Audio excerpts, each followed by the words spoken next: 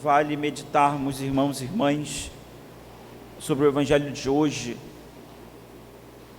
fatos interessantes que nos servem para a nossa própria vida espiritual cotidiana.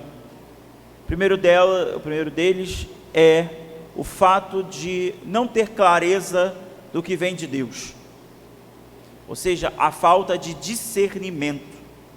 Discernimento é um dom, uma graça que Deus dá. Tanto é verdade que há um santo da igreja que é conhecido como santo do discernimento.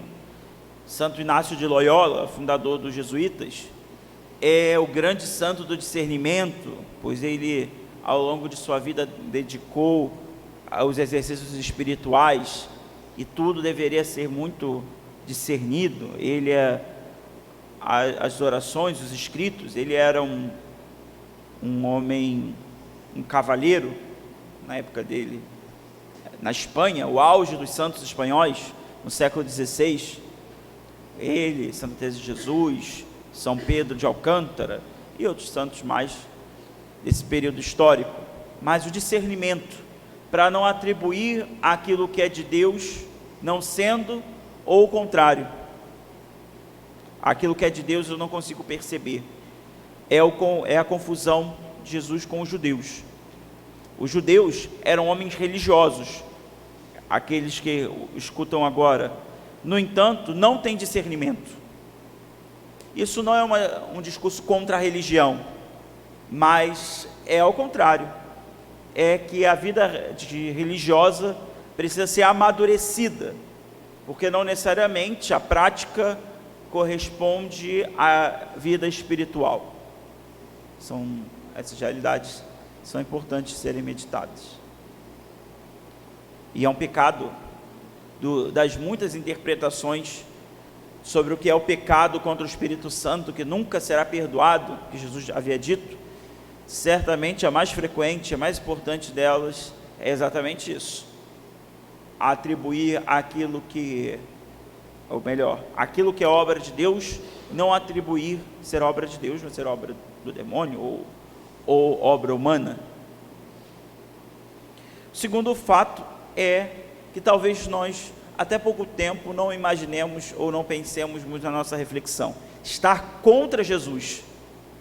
Nós que vivemos, crescemos à sombra da cristandade, de um mundo que aprendeu, ou pelo menos ainda havia um mínimo de senso de aprendizado em respeitar a Deus. Hoje em dia, em absoluto, isso já não existe mais fora do âmbito religioso, eclesial, porque ao contrário, vimos uma cena. Eu só consigo descrever essa cena, desculpe se alguém se ofende disso, apesar que não é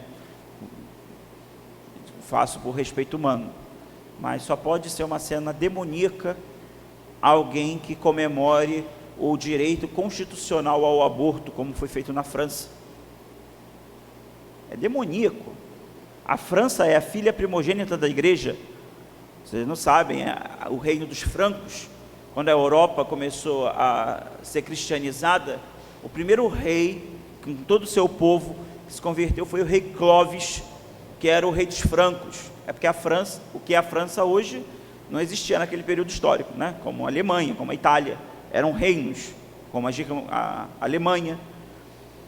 E foi hoje na região que é a França, o rei Clovis, que se converteu. É demoníaco, só essa expressão. Alguém que comemorar o direito constitucional significa, por que isso para eles é tão importante? Para que não mude conforme as mudanças, as alterações de partido no poder. No Brasil a gente vê essa maldição também ao nosso redor. Isso não é um discurso político, não. Nós vimos até tão pouco tempo o Ministério da Saúde de um presidente que se diz católico, que não é a moda Bangu, com certeza, mas é a moda do diabo mesmo. É o ministro dele, não pode dizer que não te conhece. Que ele simplesmente, lá, aborto até 9 meses, alguém por estupro. Será que demorou 9 meses para se arrepender?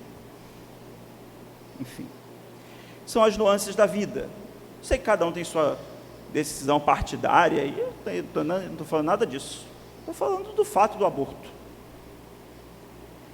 Agora, isso é ser contra Deus.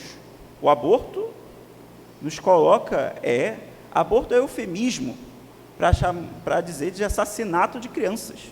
Se isso não gera nada em nós, o pecado já nos tomou de tamanha forma que somos insensíveis a qualquer outra coisa. Por isso o fato, primeiro, do discernimento, é obra do Espírito, é o Espírito que dá.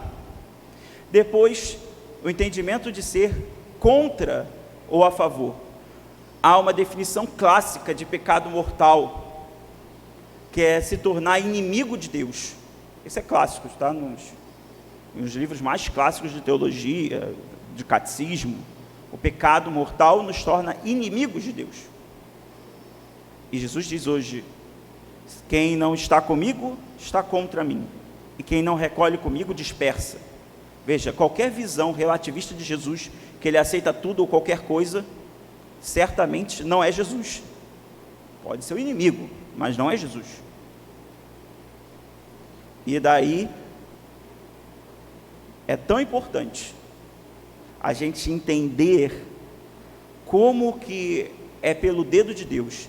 É muito interessante essa expressão do dedo de Deus. A gente tem o dedo de Deus por aqui, mas no Veni Creator Spiritus, no canto mais antigo do Espírito Santo, do século IX, Rabanus Maurus, foi o que compôs o Veni Creator.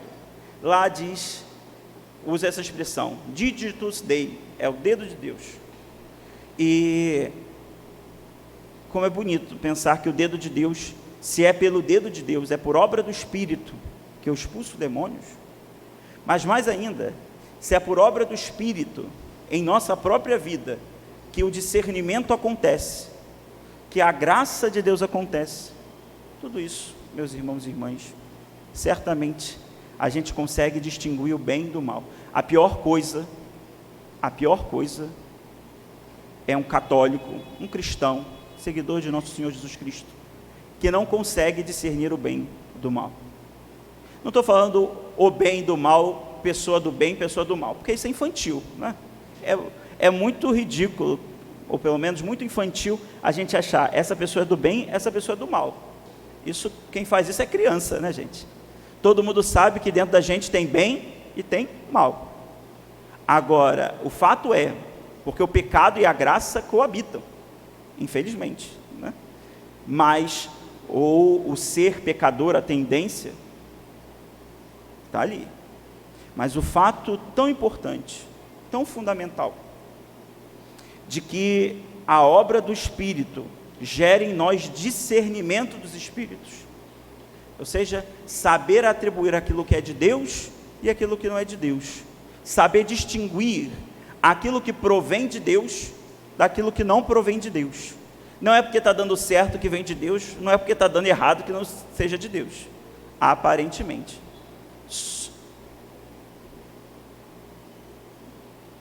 E aí é importante ter o discernimento para ouvir a ação de Deus, e não simplesmente se fechar em si mesmo e achar que o próprio discernimento sem obra do Espírito pode fazê-lo.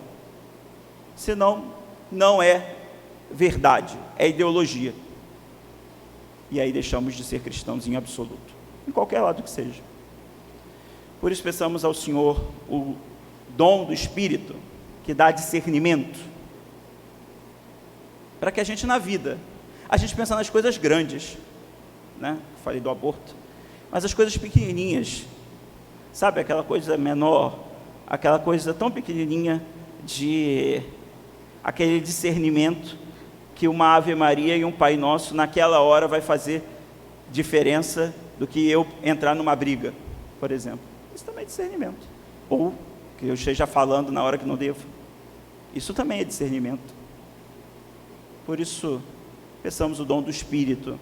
É o Senhor que dá o Espírito, para que a gente consiga, ao longo da vida, enxergar a sua presença, e não simplesmente atribuir, porque a gente não entende uma coisa da outra. Que Deus nos ajude. Santo Inácio de Loyola, o santo do discernimento, vigoroso em defender as coisas de Deus, vigoroso em defender a igreja em tempos tão críticos como foi o século XVI, nos ajude também com seu favor, com a sua intercessão, a espiritualmente estar em tanta profundidade, em comunhão, que a gente consiga fazer. Existe uma oração de Santo Inácio, só para concluir, que é uma das que a igreja sugere como oração pós-comunhão, de ação de graça. A gente reza a alma de Cristo, né? Aqui. Mais uma delas: recebei, Senhor, minha liberdade inteira, minha memória, minha inteligência e toda a minha vontade, tudo que possuo de vós me veio, tudo vos devolvo e entrego sem reserva, para que a vossa vontade tudo governe. Dai-me somente o vosso amor e vossa graça, e nada mais vos peço, pois já serei bastante rico. Basta a gente pensar que dar tudo a Deus, Ele também nos dá o discernimento para lidar com todas as situações. Procuremos depois dessa reza para fazer com a gente, no nosso interior, nosso momento de oração, pedir ao Senhor: tudo é vosso, e já vos tem, já serei bastante rico. Louvado seja nosso Senhor Jesus Cristo.